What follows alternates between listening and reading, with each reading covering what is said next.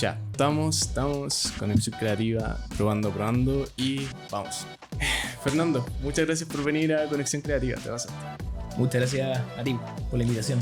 Oye, DBA Capital, cuéntanos un poco cómo llegaste, qué es y cómo ven este tema de los fondos. Bueno, tal como dijiste tú, mi nombre es Fernando Vales, soy ingeniero civil industrial de la Adolfo Ibáñez.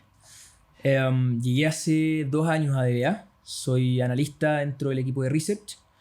Y llegué como un proceso de pega normal. Bacán. LinkedIn. Buena. Sí. Sí. Cómo se hacen las cosas hoy día. Claro. En medio de la tecnología. Y nada, un proceso muy normal de pega. Y finalmente llegué al equipo donde hoy día estoy trabajando. Y hacemos todo el proceso creativo de los fondos, todo el proceso de investigación acerca de los productos que sacamos después al público. Genial. Ingeniera civil... Industrial. Sí. ¿Qué te llamó a estudiar esa ingeniería? Mira, yo creo que como todos los ingenieros, ¿sí? No sabéis mucho cuando claro, comenzáis el camino de la ingeniería en qué hay que trabajar, porque al final es un mundo muy amplio. Claro. Pero siempre me gustaron las matemáticas, siempre me gustó el mundo de tratar de mejorar las cosas, claro. De optimizar los procesos. Y eso me llamó a estudiar ingeniería. Yo creo, siempre lo he dicho, soy como un ingeniero comercial encubierto. Y siempre me gustó más, yo creo, que el área de la ingeniería comercial, por eso también me gustan las finanzas y llegué al mundo financiero, pero quería estudiar algo con un poquito más de procesos industriales detrás, y por eso al final estudié ingeniería civil industrial. ¿Y qué te pareció? Me gusta preguntar esto como, ¿cuáles eran tus expectativas de la carrera y si se cumplieron? ¿Y cómo estás ocupando ahora los conocimientos en lo que estás haciendo ahora? Yo creo que al final tuve una conversación el fin de semana con mi papá sobre esto. Bueno. Y es difícil porque yo creo que la universidad es un proceso donde sí te da las herramientas para poder pensar, para poder solucionar problemas. Claro. Pero muchas de las cosas que es la universidad al final no las ocupáis. Claro. Teóricamente. Pero sí te da esta solución de problemas que yo creo que es súper relevante. Sí. Y en cuanto a las expectativas, es muy difícil, porque al final, como es tan amplia la carrera, no sé, estudiáis electromagnetismo, estudiáis termodinámica y estudiáis también finanzas. Entonces, depende de las expectativas que tengáis. Sí. Y de pero yo creo que en parte, claro, y de tus intereses.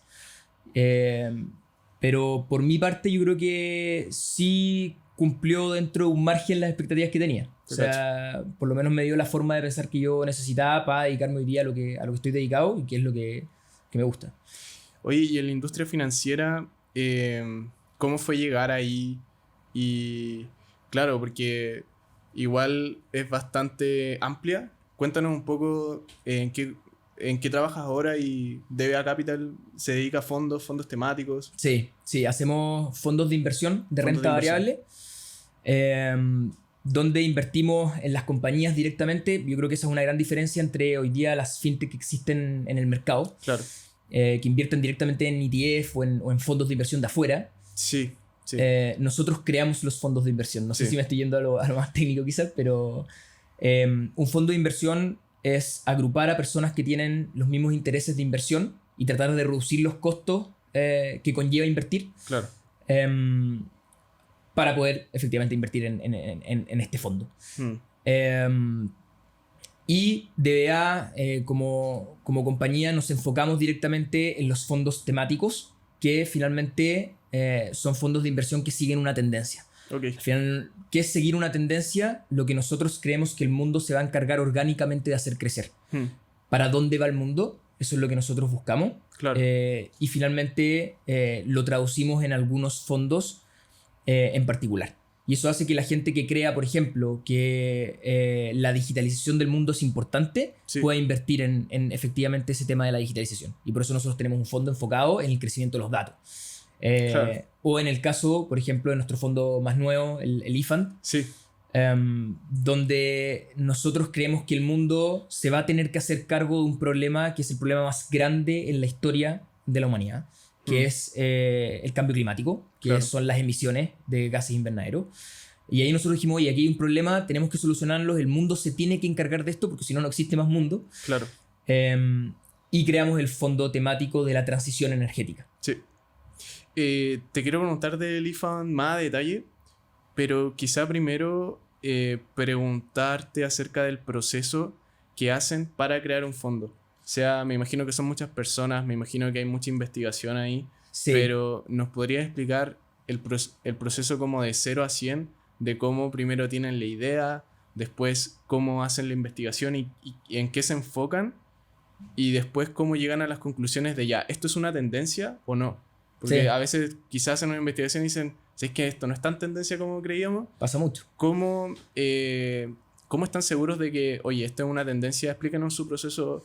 Sí, o sea, yo creo que partir desde la base, nosotros creemos fundamentalmente en dos cosas. Uno, son inversiones a largo plazo. Todos Claro. estos fondos de inversión que nosotros tenemos, también por el riesgo inmerso que tienen dentro de los fondos, por ser renta variable, son fondos de largo plazo. Ya. ¿Y por qué nosotros decimos largo plazo? Porque creemos en estas tendencias hacia el futuro. Claro. Y el largo plazo es creer en compañías que son buenos negocios. Eso es lo primero, lo fundamental. No solamente en nuestros fondos temáticos, sino en los fondos que semana a semana vamos investigando para esas compañías que queremos adquirir dentro de los fondos. Y en eso es súper importante solamente invertir en los negocios que nosotros queremos ser socios. Eso creo que es algo muy particular de la filosofía de EA, que viene obviamente de nuestros gurús financieros que siempre leemos. O sea, Stanley Munger, Warren Buffett. Sí. Exacto. Son personas que siempre te dicen, oye, tienes que invertir donde están las mentes brillantes. Claro. Y mentes brillantes están detrás de negocios brillantes. Nosotros queremos ser socios de esos negocios. Eso, lo primero. Y lo segundo es que tengan ventajas competitivas duraderas. Hay un concepto que nosotros ocupamos mucho en la oficina, que es el de moat, que es todos estos fosos. En la traducción misma es los fosos que tienen alrededor los castillos. Ya. Sí. Que hace un símil de las ventajas competitivas que tienen los negocios. O sea, cuán fácil o difícil es saltar hacia ese castillo, por así decirlo. Entonces, esas ventajas competitivas son, no sé, los activos intangibles que tienen, las economías de escala, etc. Si un negocio es un buen negocio y tiene ventajas competitivas duraderas, nosotros decimos, oye, aquí puede haber una posible inversión, una posible oportunidad. Y esto no es recomendación financiera, pero ¿nos podéis dar un ejemplo de una compañía que ustedes piensan que es un buen negocio? O sea, creo que la compañía que hoy día es la más grande del mundo por capitalización de mercado es un muy buen ejemplo. Al final, Apple tiene claro. activos intangibles brutales, tiene ventajas competitivas muy, muy grandes y que son hoy día a largo plazo. Después entra a competir, obviamente, si es que está barata o no la acción, y por eso esto no es una recomendación de inversión. Exacto. Claro. Y creo que es muy importante decirlo. Sí. Pero sí, eso es parte del proceso creativo. ¿Cómo hacemos nosotros la pega? Nosotros investigamos una compañía, una industria, 2 semanas. Esto, aparte de las tendencias, los fondos temáticos los investigamos 1 año, 2 años. Sí. Es un proceso, antes de sacarlo. Es un proceso muy largo. Pero para las compañías en particular, cuando las vemos en nuestro comité de inversiones que tenemos todas las semanas, investigamos un analista 2 semanas de manera muy disciplinada, que creo que también es un pilar súper relevante dentro de esto. Al final la disciplina, como en todo, es la reina de hacer bien las cosas. Sí. Al final, si tú quieres ser un buen deportista, tienes que ser disciplinado. Si tú quieres ser el mejor en algo, tienes que ser disciplinado. Si no quieres ser el mejor inversionista, también tienes que ser disciplinado. Nosotros leemos mucho en la semana y llevamos con una tesis de inversión al comité. Y en el comité se produce una discusión muy interesante entre el equipo de research, que es un equipo súper joven, que tiene aproximadamente en promedio 30 años, y los socios, que tienen una experiencia brutal. Llevan 35 o 40 años dentro del mundo financiero, han vivido 2 o 3 crisis financieras. O sea, yo también las viví, pero no dentro del mundo financiero. Claro. Entonces ellos te pueden entregar una visión de mundo que tú no tienes, pero tú también, al ser joven y al estar inmerso dentro de las tendencias del mundo, puedes dar algo que opinar. Y eso es parte del proceso, del proceso creativo, que es súper interesante. Al final el aprendizaje, la disciplina, el análisis, que te entrega una visión de mundo, y eso poder traducirlo directamente en los fondos de inversión que hacemos. Y la disciplina siento que es fundamental, porque también uno como inversor puede ser poco disciplinado, se puede asustar y no puede tener una tesis. O sea, yo creo que hay muchas personas que se asustaron en pandemia. O sea, no en pandemia, porque en pandemia, bueno, bajó y después todo estaba subiendo. Pero ahora, claro, recesión, están bajando las cosas. Exactamente, creo que... Y la gente saca su plata y se asusta. O sea, y no tienes disciplina para seguir quizá invirtiendo porque dices, ¿sabes que tengo un plazo de 5 años? Exactamente. Creo que dentro de las inversiones hay que ser muy disciplinado. Cuesta muchísimo. O sea, nosotros que somos jóvenes, tú inviertes, yo invierto. Y a nosotros también como personas racionales que somos, nos duele... O sea, irracionales que somos, perdón. Sí. Nos duele la guata cuando vemos que nuestras inversiones caen 15, un 20% en un año como ha pasado este año.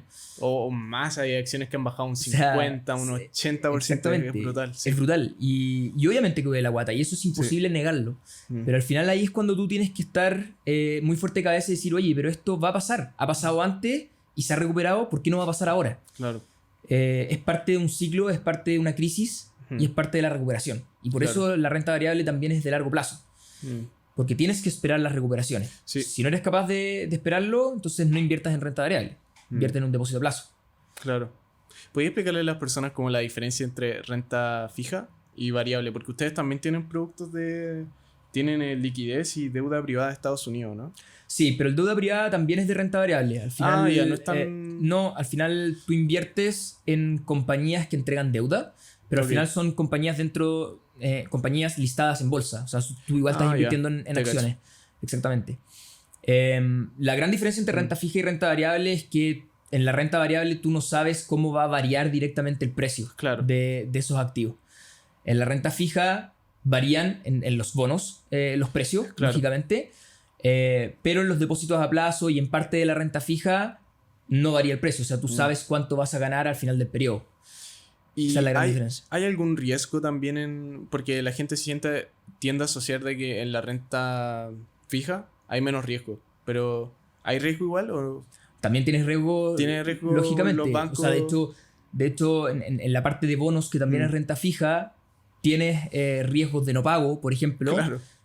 Cuando hay una compañía que emitió bonos y finalmente no los puede pagar por riesgo financiero. Al final también es súper importante que la gente sepa que en renta fija también tienes riesgo inmerso. Sí, hace poco leí y me parece súper interesante que hubieron 25 bancos que quebraron en la crisis del 2008. Sí. Claro, a veces la gente dice, no, un banco no puede. Y es como, inclusive hay bancos, instituciones financieras que, claro, han quebrado y uno también cuando invierte debe saber ya, estoy invirtiendo esta plata, la estoy protegiendo contra la inflación, que también quiero que hablemos un poco de eso, como la inflación y cómo está pegando ahora, en especial acá en Chile.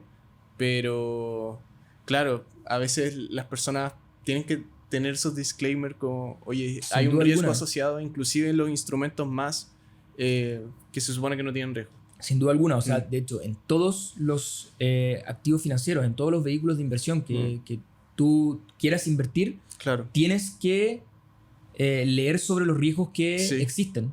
O sea, si no existen riesgos, probablemente es una mentira. Claro, es algo que no existe. Una estafa. Es una estafa, probablemente. Hay cachado que están surgiendo, bueno, varias estafas, como gente que ofrece rentabilidades como aseguradas. Como, ¿cuáles dirías que son las red flags como para identificar una inversión? Efectivamente cuando te dicen, oye, vas a ganar tanto.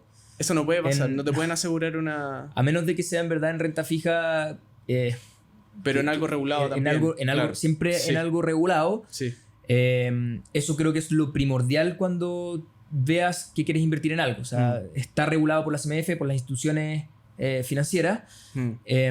Que no te digan, oye, esta es algo mágico que vaya a ganar plata y no vaya a tener que perder nada o que no vaya a tener que tomar ningún riesgo, porque uno sabe que al final a mayor riesgo tienes mayor posibilidad de ganancia. Claro. Tienes que tener en la cabeza eso siempre. Esos son como los red flags que tienes que tener en la cabeza, sí o sí.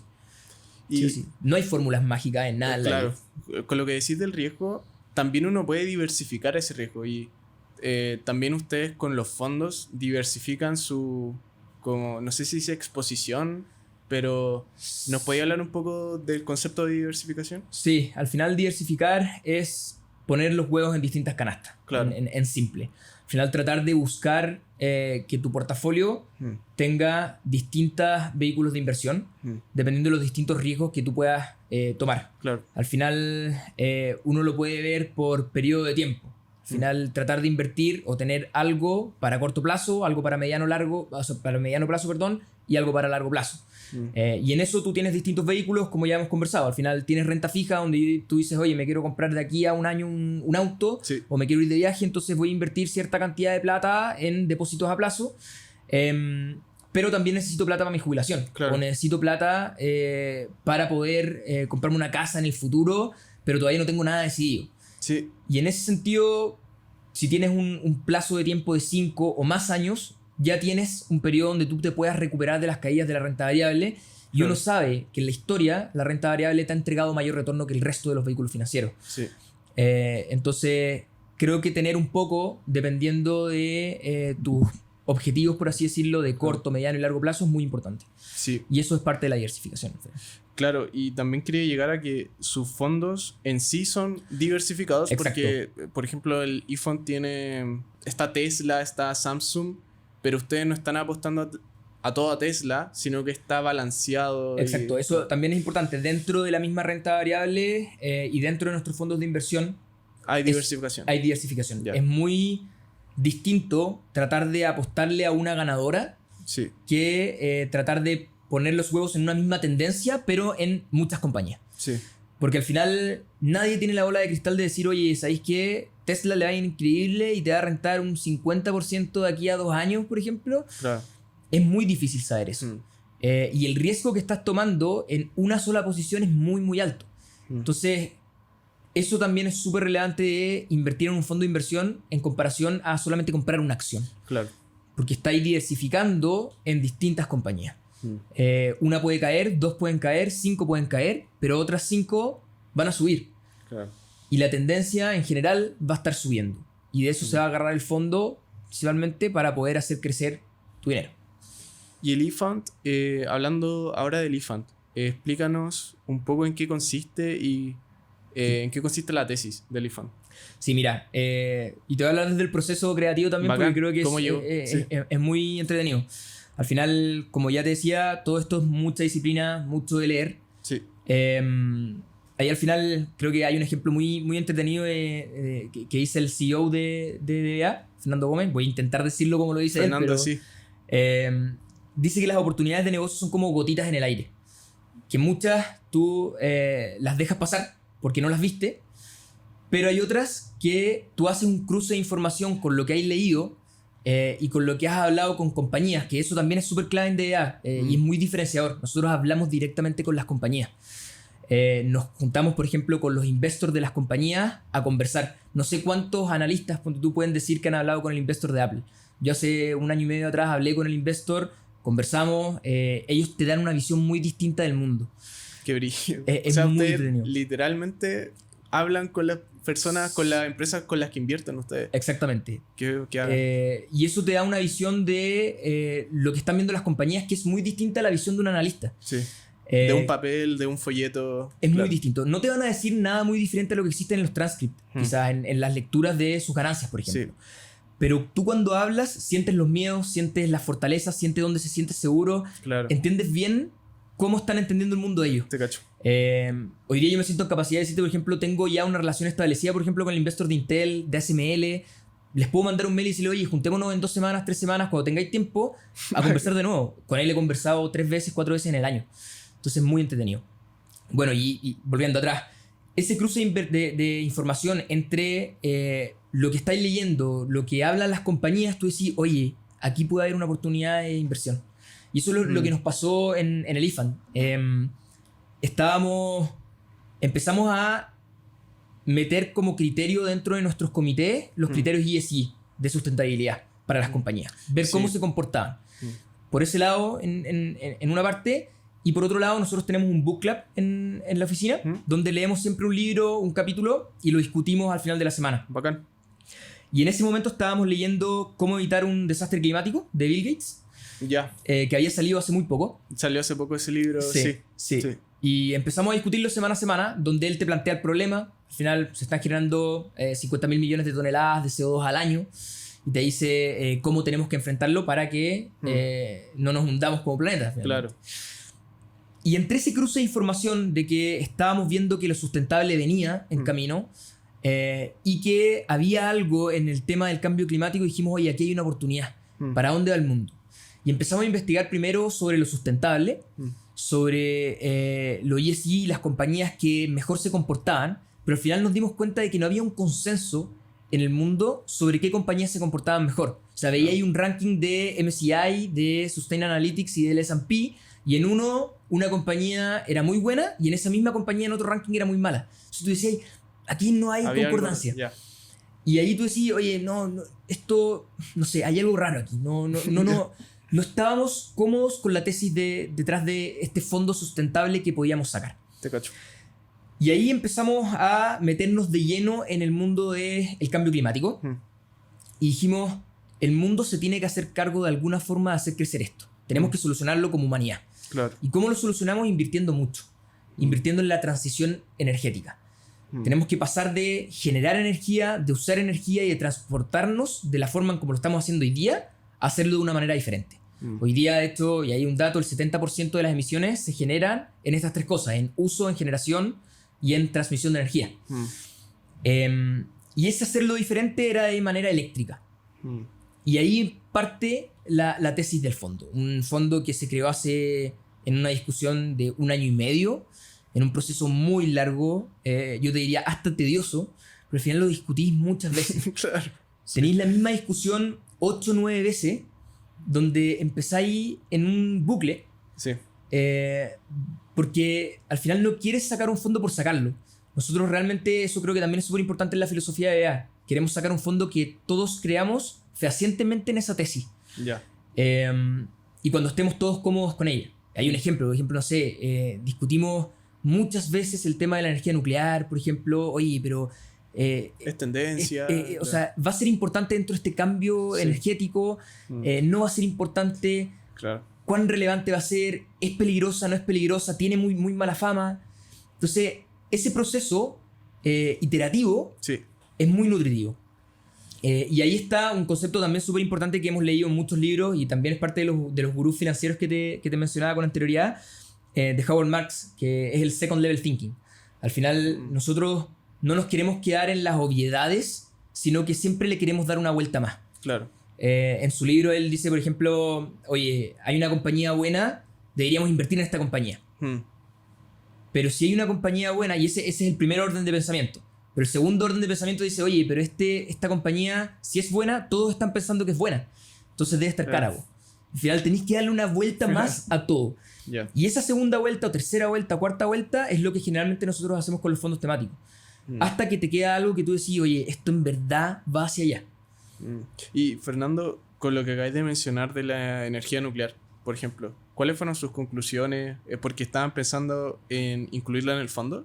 Sí, era parte de nuestra tesis decir, oye, esto va a ser importante dentro de la transición energética. Llegamos a la conclusión de que finalmente, si uno ve los datos, uno tiene en la cabeza Chernobyl, uno tiene en la cabeza lo que pasó en las plantas en Japón.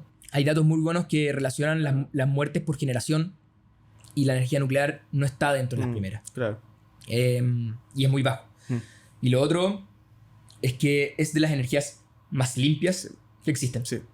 Entonces, ese match de información, que créeme, no fue una sola discusión y que mostraba los datos, no. Estuvimos, yo creo, 5 o 6 comités conversando de lo mismo. Claro.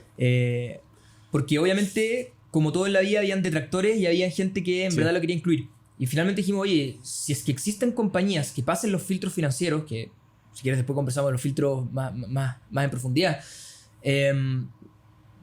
debemos incluirla porque va a ser parte y va a jugar un rol súper importante dentro del cambio climático, dentro de la solución al cambio climático. Y es súper importante porque, por ejemplo, en el libro de Bill Gates, él mismo te lo dice también. Oye, la energía nuclear va a jugar un rol importante. Pero nosotros no nos quedamos con eso. Nosotros nos podríamos haber quedado y decir, oye, bueno, si él lo dice, ¿por qué nosotros no le vamos a creer? Pero al final tenemos un proceso de investigación detrás que es muy relevante. Y ese proceso nos hace creer fehacientemente en todos los fondos temáticos que tenemos. Oye, esto va para allá. Más allá del retorno que muestren en el corto plazo. Y obviamente que el retorno que nosotros creemos vaya a tener se traduzca en la realidad. Obviamente vamos a tener que verlo y es parte de las incertidumbres del futuro. pero creemos fehacientemente en la tesis y creemos que esto va a crecer. En todas estas cosas hay una cuota de suerte que hay que tener en consideración también. Sí. O sea, de hecho, ahí un ejemplo súper claro de eso es cuando sacamos el Silicon Fund. No sé si lo conoces. Sí. Que también invierte en la legislación del mundo y para no extenderme mucho en eso, pero cuando sacamos el fondo en 2019, pasan un par de meses y viene la pandemia. Sí.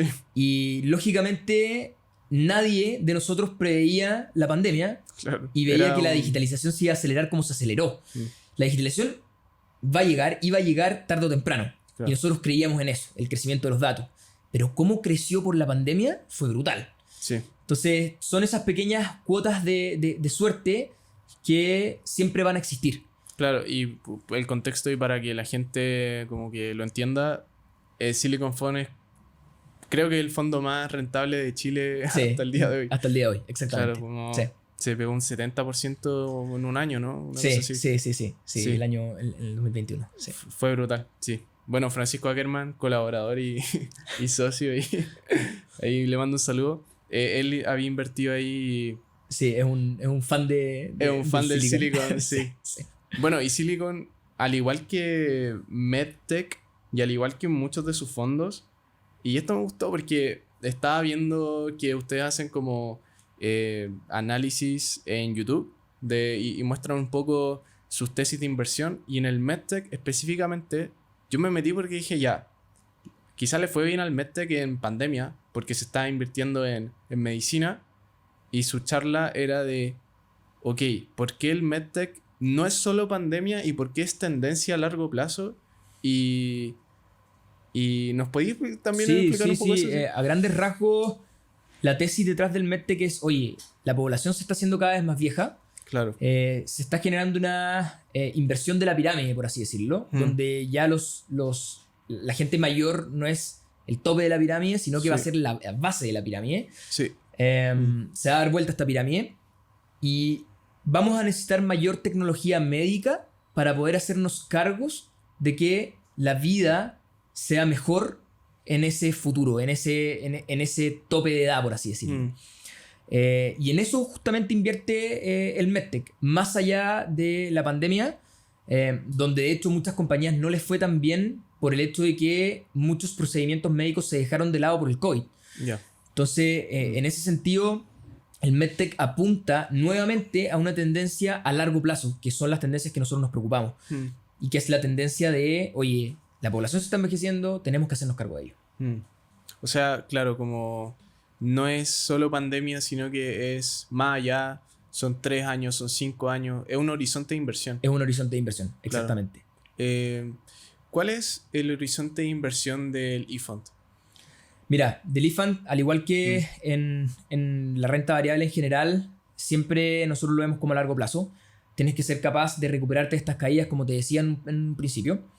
Y para eso nosotros decimos, oye, tiene que ser mayor a 5 años. Con ese horizonte de tiempo, nosotros creemos que eres capaz de recuperarte de las caídas que tú tengas en el camino de la inversión, que nunca es fácil. Y en esos 5 años también me imagino que ustedes piensan que ya, ok, ahora, y no sé si hicieron este análisis, y creo que sí, y si lo podía elaborar, pero es como ya, ahora se invierten tantos billones de dólares en esto, esperamos que en 5 años como que aumenten un 2x o 3x, ¿no? Sí, o sea, la inversión que necesitamos como sociedad, como humanidad, claro, para llegar al net zero, o sea, para llegar a las 0 emisiones, que es lo propuesto por las instituciones en el mundo, por los entes gubernamentales, son 133 millones de dólares, o sea, 133 trillions en el lenguaje americano. Eso es lo que se va a necesitar, que es para que la gente lo tenga en consideración, es 1.4 veces el PIB mundial del 2021. Vaya. O sea, es 1.4 veces la economía del mundo. Claro. Es muchísimo dinero el que se tiene que invertir para que podamos llegar en esto. ¿Qué es lo que pasa? Que nosotros vamos a tener que ir viendo, lógicamente, las compañías que se van metiendo en este camino de el cambio climático. Hoy día, por ejemplo, nosotros no tenemos compañías de hidrógeno verde, que es algo que todos hablan y que es una nueva tecnología y que probablemente va a jugar un rol súper importante en el futuro del cambio climático, pero hoy día son compañías muy chicas. Entonces, En el camino, nosotros probablemente vamos a ver cómo esto crece y las vamos a ir incorporando a medida que estas ya tengan un posicionamiento muy fuerte. Ahora, financieramente, ¿no hace sentido en invertir en esa Mira, compañía? no sé si financieramente no hace sentido, pero nosotros... dale. Disculpa, es que me refería como a que ustedes hacen como ven la deuda de la compañía, ven el cash, ven cuánta plata tiene. Mira, ahora esas compañías son muy chicas, quizás. Sí, nosotros hacemos dos grandes filtros. Uno, esta parte más cualitativa, por así decirlo, donde vemos las compañías realmente líderes en cada uno de sus pilares. ¿Cuáles son los pilares dentro del IFAN? Nosotros tenemos generación de energía, transmisión de energía, almacenamiento y uso. Esos son los 4 grandes pilares del fondo. ¿Por qué esto? Porque tenemos que generar energía de forma diferente. Tenemos ahí la generación eólica, la generación solar, por ejemplo. La transmisión, porque toda esta energía se tiene que transmitir de una u otra forma. Hay un ejemplo súper claro. Al final, la energía solar, la energía eólica, se produce en puntos donde no está la población. Si lo vemos en el ejemplo de Chile, por ejemplo, la mayor cantidad de energía solar está en el norte, la mayor cantidad de energía eólica está en el sur, y la población concentrada de Chile está en el centro. Sí. Entonces, ¿cómo llegas del norte, del sur al centro? Tienes que transmitir esta energía. Claro. Entonces, eso es parte fundamental del problema de la transición energética que incorpora el fondo. Después tienes el almacenamiento. Toda esta energía que nosotros producimos de forma solar se genera en un pic en el día, pero en la noche no está generando. Entonces tienes que almacenarla de alguna forma. ¿Y cómo la almacenas? Con litio, con baterías de litio. ¿Qué produce el litio? Soki, por ejemplo. Una compañía minera chilena que también está dentro del fondo. Y en el uso nos vamos a tener que transportar de manera diferente. Y ahí están los autos eléctricos, por ejemplo, Tesla, BYD, que es una compañía china que le hace el contrapeso a Tesla. Eso por la parte cualitativa. Y después tenemos la parte cuantitativa, donde tenemos filtros financieros, donde nos enfocamos en que hoy día las compañías que estén dentro del fondo ganen dinero, que tengan flujo de caja positivo, que no tengan o que tengan hasta una cierta cantidad de deuda, que tengan balances sanos. Toda esa parte cuantitativa es súper relevante a la hora de agregar una compañía al fondo de inversión. O sea, que sean sanas financieramente, que ganen dinero. Ese es el llamado análisis fundamental. Exacto. Que le hacen a la compañía. Exacto. Ver sus reportes, sus reportes financieros, sus balances, todos sus estados, para entender si es que realmente la compañía está en pie para poder ser parte del fondo. Y es un análisis fundamental que hacemos para todos nuestros fondos temáticos y para los fondos multiaxis chilenos, que son fondos no temáticos, por así decirlo, y que se eligen las compañías de otra forma. Claro. Fernando, hablando un poco acerca de, que creo que lo mencionaste, de una de las ventajas competitivas que tienen ustedes como DBA sería como hablar con las compañías directamente. ¿Cómo tú lo ves en términos de cultura también? ¿En qué cosas se enfocan en la cultura? Yo creo que toda esta parte de disciplina, toda esta parte de discutir cada uno de los análisis que hacemos semana a semana, que te está entregando una visión de mundo diferente, es parte de la cultura de EA. Esto de hablar con las compañías creo que es súper relevante. En verdad... es bacán que hablen con los compañías. Sí, no creo que haya otro ejemplo en Chile de una compañía que haga eso. Y en el mundo. Al final hemos viajado, no particularmente yo, pero el equipo ha viajado a reunirse con las compañías del mundo. Bueno. De hecho, el Silicon, por ejemplo, nace por una gira que hizo la oficina hacia Silicon Valley a conversar con las grandes compañías de allá. Conversaron con Visa, conversaron con Mastercard, conversaron con distintas compañías.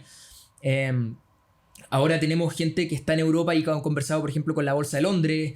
En China también hicieron un viaje hace 2 años atrás, antes de la pandemia, obviamente. Donde conversaron con distintas compañías para entender el mundo en China, que es un mundo totalmente diferente al occidental. Claro. Y eso yo creo que es muy, muy relevante para la cultura de EA.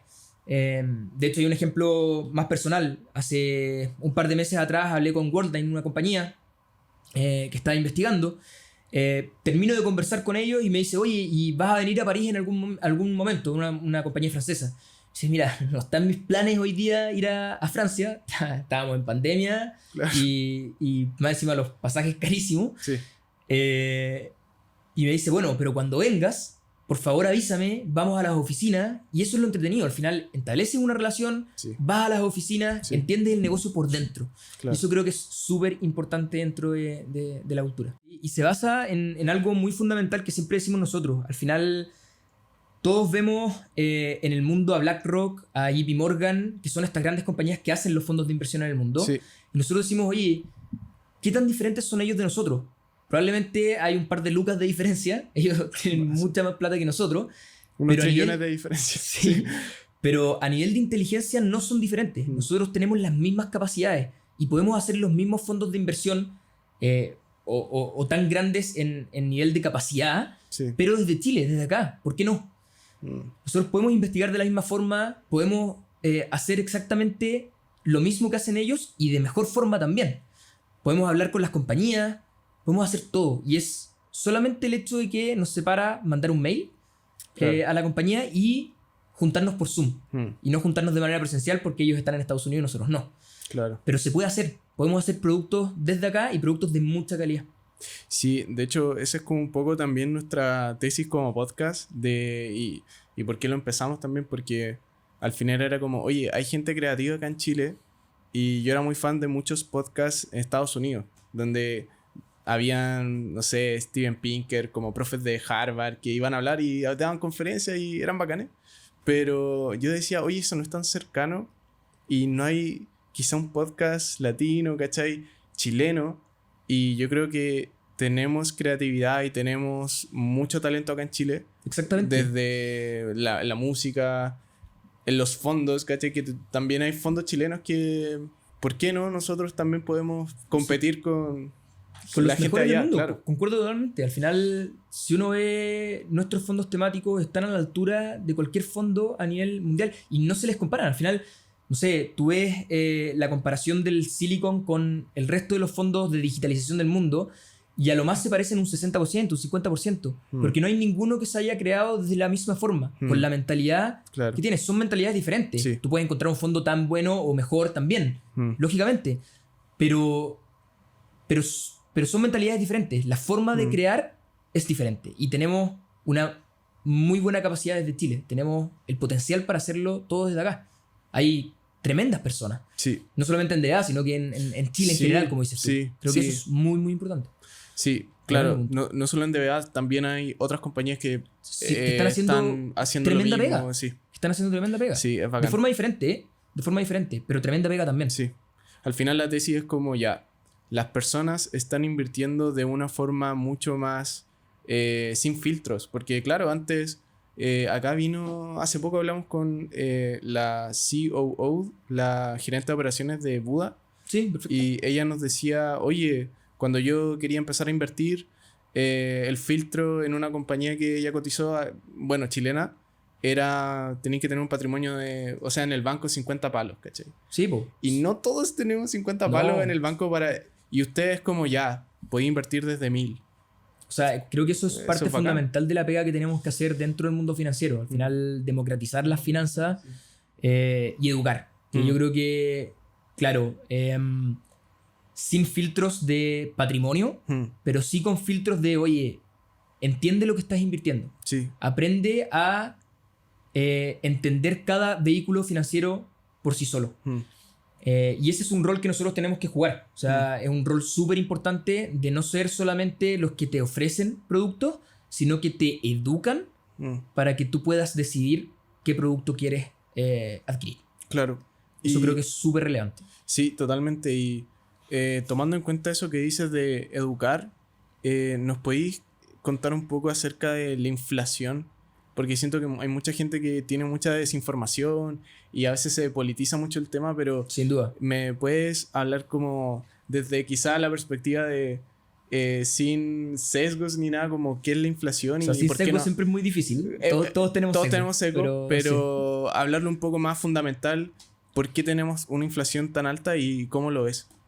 Sí, al final, a ver, las razones, primero, más que las razones detrás, yo creo que es súper importante decir que tanto tú como yo somos de una generación que vivimos en un ambiente sin inflación. O sea, nosotros no estamos acostumbrados a esto. No. Y eso nos hace pensar de una forma muy diferente, como, oye, esto va a pasar y al final, ¿qué tan importante puede ser la inflación? Porque, oye, no hemos vivido esto. Sí.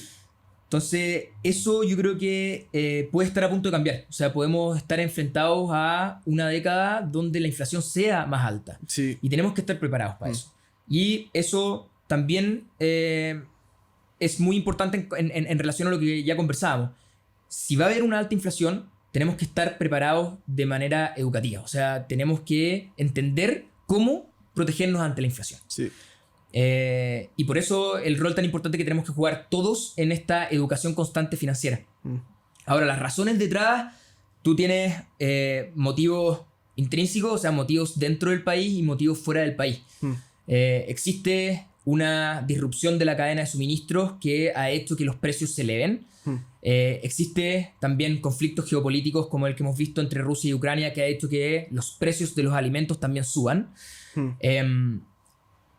En general hay un ambiente macroeconómico que te está generando inflación. Sí. Pero también tienes motivos internos donde hubo una alta liquidez en el mercado. Sí. Todo esto de los incentivos fiscales por pandemia generó de que la gente tenga más poder adquisitivo. Claro. Y eso hace lógicamente que con la misma cantidad de bienes en el mercado, estos bienes suban de precio. Eso básicamente está hablando de los retiros que se hicieron. Exacto, los retiros. Sí. Y también la impresión de dinero de Estados Unidos que nos afectó directamente.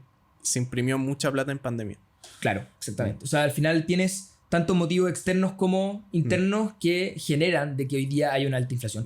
Si nosotros comparamos Chile con el mundo, tenemos una alta inflación también. Sí. Pero los países en general están viviendo momentos de alta inflación. ¿Y cómo las naciones un poco atacan eso? Porque, claro, las personas pierden su poder adquisitivo, lo que ganan no crece a la misma forma a veces de la inflación, y cómo las naciones y cómo los gobiernos se encargan de eso. Y políticas monetarias más restrictivas al final. O sea, lo que hacen los bancos centrales es aumentar las tasas de interés para que no haya tanto dinero circulando.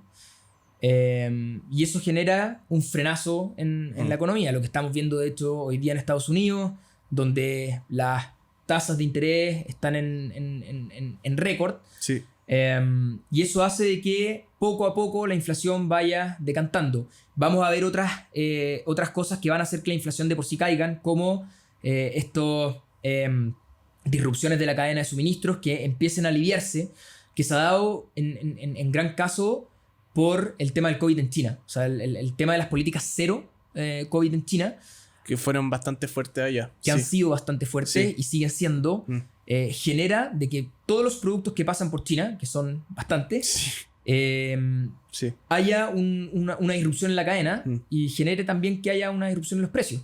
Cuando veamos cierta liviandad en esos temas, en temas geopolíticos, deberíamos ver una caída en las inflaciones también. Pero ¿cómo tienen las naciones esta solución? La única forma es tratando de que se frene un poco la economía con mayores alzas en las tasas de interés, que hoy día está sucediendo. Y hablando de las naciones, pero también de los individuos, ¿qué podría hacer uno? Mencionaba, claro, uno guardándolo en el banco, quizá no funciona mucho eso. ¿Qué puede hacer uno para protegerse también de la inflación? O sea, una de las formas de protegerte ante la inflación es efectivamente invirtiendo. Como que el mundo está obligando a las personas a que se vuelvan inversores también. Como que en este clima tenés que ser inversor, si no tu poder adquisitido sí o sí va a ir bajando. Sí, con el tiempo. O sea, lo es en todos tipos de cosas. Al final, los dividendos que tú tengas en el banco que están en UF, hoy día te salen mucho más caro de lo que era hace 8 meses atrás. Sí, verdad. Precios de las comidas, la gasolina, o sea, todo te está pegando. ¿Y cómo tienes tú la fórmula secreta, no tan secreta, de poder protegerte de la inflación? Invirtiendo. Sea en depósitos a plazo o sea en renta variable, tienes que tratar de protegerte. Si tú tienes la posibilidad de dejar ese dinero un largo periodo de tiempo, ocupa la renta variable que te ha demostrado a través de la historia de que tiene un mejor retorno que el resto de los vehículos financieros. Si no tienes tanto tiempo y necesitas la plata de aquí a un año, ponle un depósito a plazo. Quizás no vaya a protegerte completamente en cuanto a la inflación, pero casi vaya a empatarla. Entonces, eso es muy relevante. La gente toma en consideración de que hay formas de protegerse.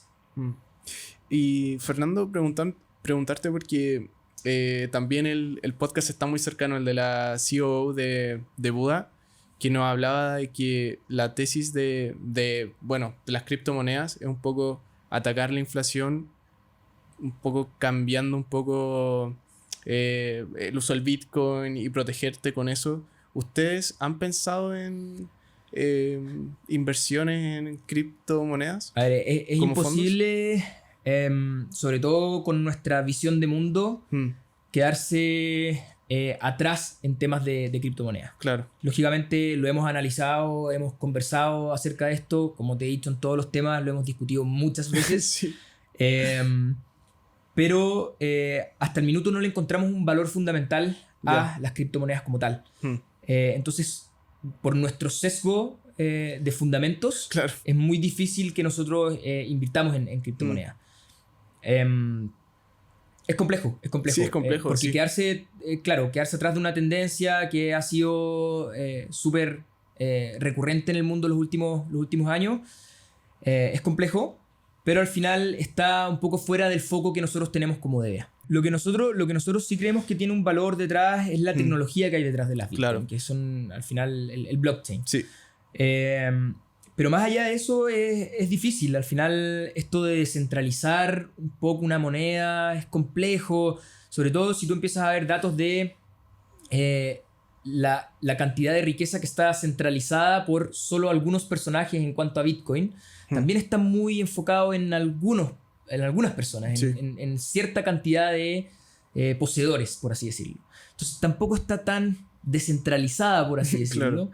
Claro.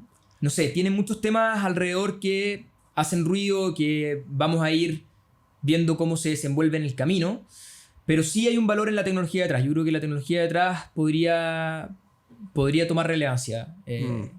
Y Fernando, ¿nos podía hablar de las cosas en las que han estado trabajando? O sea, yo sé que sacaron hace poco el eFund, que es como su último producto y claro, la gente también como que lo puede ver, pero ¿en qué cosas están trabajando como detrás? Claro. O sea, mira, parte de este proceso creativo de fondos que tenemos y todas estas discusiones que sostenemos es que tenemos fondos que hemos mirado, no sé, o fondos temáticos, 1 año y medio, 2 años, al igual que el IFAN, sí, pero que todavía no nos cuajan del todo. Y como te decía, es tan importante que estemos realmente convencidos de que es una tendencia hacia el futuro o es un fondo que va a cobrar relevancia, que no los hemos sacado.